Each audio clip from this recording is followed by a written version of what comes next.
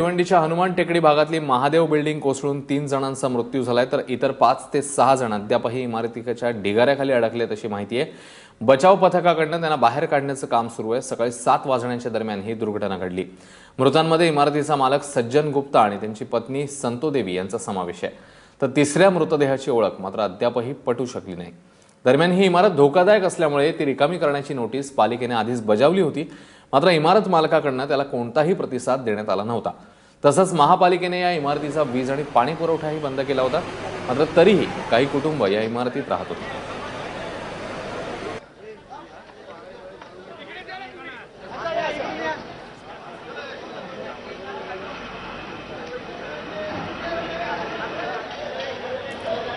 किंवा धोकादायक ठरवूनही या इमारतीत लोकांनी वास्तव्य केलेलं आहे आणि आता त्याचा परिणाम आपल्याला बघायला मिळतोय। लोकप्रतिनिधींनी देखील हीच तक्रार जी ती केलेली होती की धोकादायक ठरवून देखील लोक याच इमारतीमध्ये राहत होते आणि आता ही इमारत कोसळली, ज्याच्यामुळे 3 जणांना आपला जीव गमवावा लागलाय।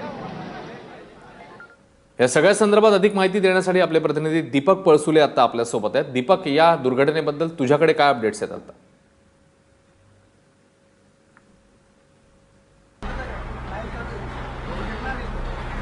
भिवंडीमध्ये सकाळी हनुमान टेकडी हा जो परिसर आहे, या हनुमान टेकडी परिसरामध्ये दुमजली इमारत कोसळलेली आहे। दुमजल्या इमारतीमध्ये 3 कुटुंब एकूण राहत होती, ज्यापैकी साधारणपणे अजून सुद्धा एक फॅमिली जी ठाकूर फॅमिली आहे ती या मलब्याखाली दबलेली आहे। एनडीआरएफचे जवान सोबतच अग्निशमन दल आणि आपत्ती व्यवस्थापन भिवंडी महानगरपालिकेचं जे आहे ते या ठिकाणी आलेलं असून त्यांचं रेस्क्यू ऑपरेशन सुरू आहे। साधारणपणे बचाव कार्य हे अजून सुरू आहे।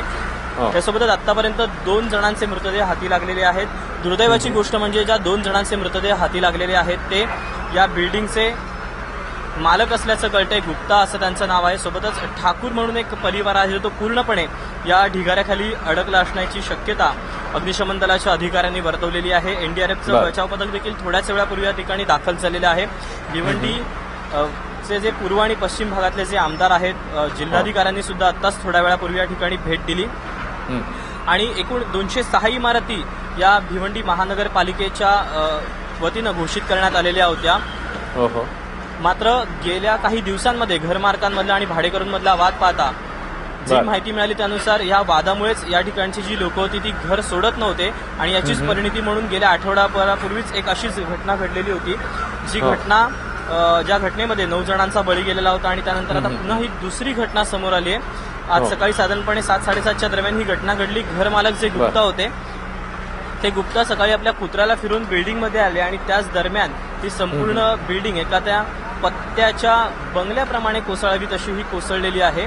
अजून साधारणपणे हे रेस्क्यू ऑपरेशन किती काळ चालेल याबद्दल कुठलीही माहिती मिळालेली नसली तरी सुद्धा भिवंडीमध्ये पुन्हा एकदा ज्या धोकादायक इमारती आहेत त्या धोकादायक इमारतींचा प्रश्न हा ऐरणीवर येताना पाहायला मिळतोय। एक सुदैवाची गोष्ट म्हणजे की पाऊस गेल्या काही दिवसांपासून सतत मुसळधार कोसळत होता, मात्र पाऊस नाहीये, त्यामुळे बचाव कार्य अगदी वेगानं सुरू आहे। मात्र बघ्यांचा अडथळा मोठ्या प्रमाणात होतोय, त्यामुळे पोलिसांनी देखील या सगळ्यांना आवाहन केलेले आहे की कृपया आम्हाला आमचं काम करू द्या, जेणेकरून कुठल्याही प्रकारचा अडथळा यामध्ये येऊ नये। निश्चित दीपक, जसं तू सांगतोयस की बघ्यांनी तिकडची गर्दी कमी करायला हवी, जेणेकरून त्या ठिकाणी रेस्क्यू ऑपरेशन जे आहे त्याला वेग घेता येऊ शकेल। दीपक, धन्यवाद या सगळ्या सविस्तर माहितीबद्दल। दरम्यान खासदार कपिल पाटील यांनी घटनास्थळाची पाहणी केली आणि त्यानंतर त्यांनी काय माहिती दिली बघूया। यांचे या इमारतीचे पाणी आणि लाईट कापलं होतं, तरीही लोक जायला तयार नव्हती। आता अशा पद्धतीने लोकांनी जर सहकार्य केलं नाही तर प्रशासनही हातबळ होते। पण आता मी आल्या आल्या इथं आयुक्तांशी माझी चर्चा झाली। आयुक्तांना मी सांगितलं आता कोणाचंही आपण न ऐकता अशा ज्या अति धोकादायक इमारती आहेत तिथं कोणीही राहत असेल त्याला तात्काळ बाहेर काढून त्यांची राहण्याची व्यवस्था करण्याच्या बाबतीतली भूमिका तुम्हाला कठोरपणाने घेणं गरजेचं आहे। अशा प्रत्येक आठवड्याला इमारती पडतात, निश्चितपणाने याच्यामध्ये प्रशासनाने अतिशय हा विषय गांभीर्याने घेणं गरजेचं आहे। या इमारतीमध्ये काही जण अडकून बसले असल्याची भीती व्यक्त करण्यात आली। ढिगाऱ्याखाली काही जण आहेत अशी शक्यता वर्तवण्यात येते। ते नेमकी कोण आहेत, कोण असू शकतात बघतोय आपण।